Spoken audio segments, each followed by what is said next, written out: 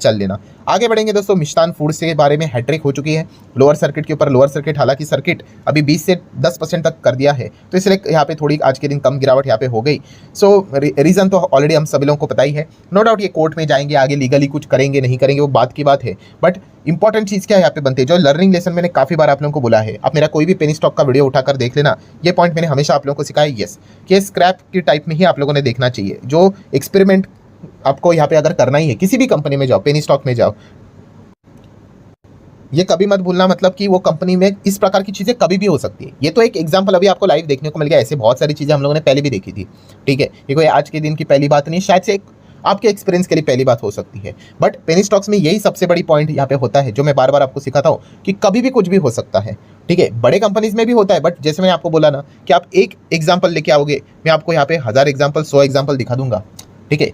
तो होने के लिए तो हर जगह पे कुछ भी होती है, लार्ज कैप कंपनीज भी उड़ जाती है, बैंकक्रप्ट भी हो जाती है, खत्म भी हो जाती है, बट हार्डली आपको उंगलियों के ऊपर गिनने उतने एग्जाम्पल रहेंगे, यहाँ पे उंगलियां ही खत्म हो जाएगी, इतने एग्जाम्पल है। तो इसलिए हमेशा मैंने आप लोगों को सिखाया कि कभी भी ऐसे उटपटांग वाली कंपनीज में अगर जाना ही है तो संभाल कर जाओ। यहाँ पे पैसा अगर छोटा रहेगा, ठीक है, अभी किसी ने 100-200 लगाया होगा उसको कोई ज़्यादा फर्क नहीं पड़ेगा, बट किसी ने बहुत बड़ा पैसा लगाया है उसकी तो हालत ही खराब हो जाएगी। एंड यूजुअली इतना अगर कोई बड़ा पैसा लगाते हैं ऐसी कंपनीज में, ठीक है, तो वो यूजुअली इमोशनल इन्वेस्टर होने का ही चांसेस ज़्यादा होता है। इमोशनल इन्वेस्टर मतलब क्या, उनको कंपनी के फंडामेंटल्स, पीएनएल, बैलेंस शीट, इसको लेकर ज़्यादा कोई मतलब होता ही नहीं है। वो तो इमोशंस में ऐसे बह के चले जाएंगे, वो तो कहेंगे भाई गिर रहा है कोई बात नहीं, हम तो पूरा यहाँ पे और खरीदते रहेंगे करके, ठीक है। वो उनकी मर्जी, पैसा आपका, डिसीजन भी आप ही का होना चाहिए, बट ये इमोशनल बाइंग होती है ना दोस्तों, ये मार्केट में आपको मतलब लंबे पारी तक खेलने नहीं देगी, ठीक है। हमेशा मैं आपको बोल चुका हूँ, बिजनेस को आपको अंडरस्टैंडिंग होनी चाहिए, कहाँ पे आप जा रहे हो ये समझ में आना चाहिए। इस प्रकार के मेरे पास भी बहुत सारे कंपनी है, बट बहुत लिमिटेड, कितना 4 क्वांटिटीज होंगे, 5 क्वांटिटीज होंगे, क्यों, लर्निंग पर्पस के हिसाब से, ठीक है। और अर्निंग के हिसाब से जाना है भाई तो अच्छे अच्छे क्वालिटी स्टॉक्स पड़े हुए हैं, वहीं पे यूजुअली फोकस रहता है। नेक्स्ट अगर हम बात करेंगे दोस्तों तो एफआईएस डीआईएस एक्टिविटीज़, तो चलिए एफआईएस की अगर हम लोग बात करें दोस्तों तो आज के दिन वापस उन्होंने खरीदा है, 1300 करोड़ का माल खरीदा है।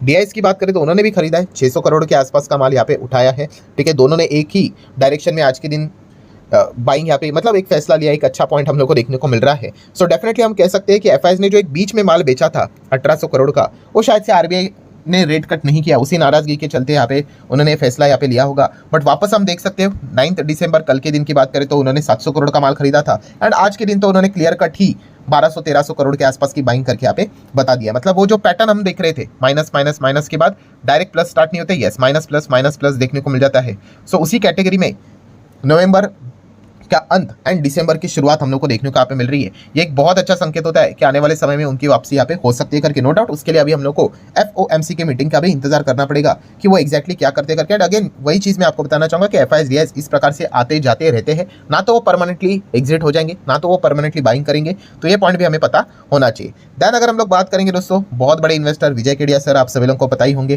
ठीक है। काफ़ी सारे इनके इन्वेस्टमेंट से रिलेटेड जो कोट्स रहते हैं, जो उनका एक्सपीरियंस रहता है, वो ये शेयर करते रहते हैं, काफ़ी ज़बरदस्त वो एक्सपीरियंस रहते हैं, मतलब जो बातें वो बताते हैं काफ़ी हेल्पफुल होती है। एनीवेज आज के दिन अगर बात करें दोस्तों तो ग्रेवेंस कॉटन, ये स्टॉक आप देख सकते हैं 18.5% भाग गया, क्यों, तो इसके पीछे का रीज़न ही वही है विजय केडिया सर, क्यों, क्योंकि उन्होंने लगभग 12 लाख शेयर्स खरीद लिए जिनकी वर्थ है 25 करोड़ के आसपास, 0.5% के आसपास का स्टेक उन्होंने ग्रेवेंस कॉटन में यहाँ पे उठाया है। सो आप चाहो तो इन कंपनीज को स्टडी कर सकते हैं। मैं अगेन कह रहा हूँ भाई, किसी को भी ब्लाइंडली कॉपी करना नहीं होता है, हमेशा आप लोगों ने स्टडी करना होता है। सबसे पहले तो मैं ये सोचता हूँ कि कौन से सेक्टर में कंपनी काम करती है। अच्छा, capital goods, non electric equipments, engines में ये कंपनी काम करती है, मतलब क्यूमेंस इंडिया की बात करें, किर्लोस्कर की बात करें, प्रेवेंस कॉटन, स्वराज इंजिन्स की बात करें, तो इस सेगमेंट में कंपनी काम करती है। तो ये सेगमेंट क्यों उन्होंने चुना, तो इस प्रकार से आप लोगों ने अब आगे फर्दर स्टडी यहाँ पे करना होता है और भी चीज़ों को जानने की कोशिश करनी होती है।